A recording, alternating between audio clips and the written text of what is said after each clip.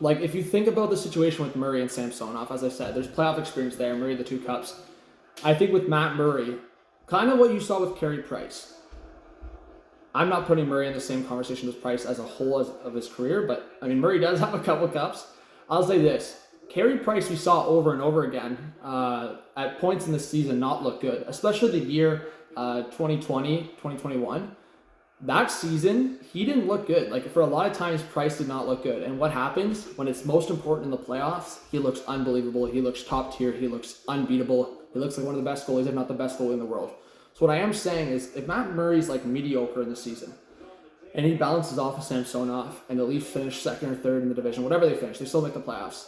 If Matt Murray can kind of flip that switch with like goalies that we've seen, like a Carey Price, like even Vasilevsky at times, like sometimes he turns on that switch.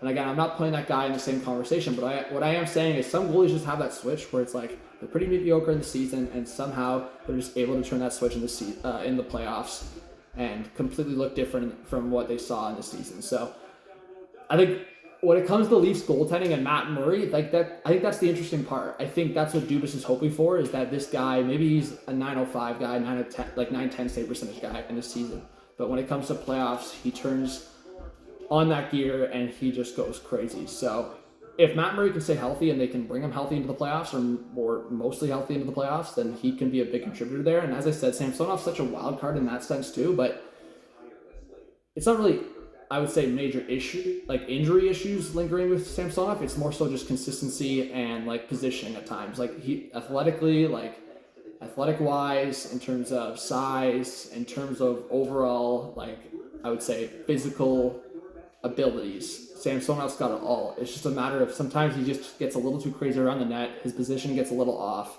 And I've seen at times, whether it's through his glove or through his 5-hole, it just comes down to, I would say, patience on his positioning. So we'll see. We've seen a lot of goalies like that. Sometimes it's just a change of scenery. Sometimes it's just new goaltending coach. Sometimes that's all it takes for a guy like Samsonov, who I think has all of the physical capabilities and has a crazy skill set and showed it overseas. I mean, when he was coming over with guys like, Sorokin was coming over, Shesterkin was coming over, guys like that, there was such high hopes on all those guys. And Samsonov's been kind of in the lower tier of that, as Shesterkin just went on a run with the Rangers, and Sorokin, even for the Islanders, was looking really good. So we'll see. But I think at the end of the day, if the Leafs get to the playoffs, they want a goalie that's going to steal games for them in the playoffs and get them past the first round. Not necessarily a goalie that's going to be up for the Vezina in the season. Obviously, that's great too, but they want a guy that's going to be insane in the playoffs. And I think that's where they're kind of placing their bets on a guy like Murray.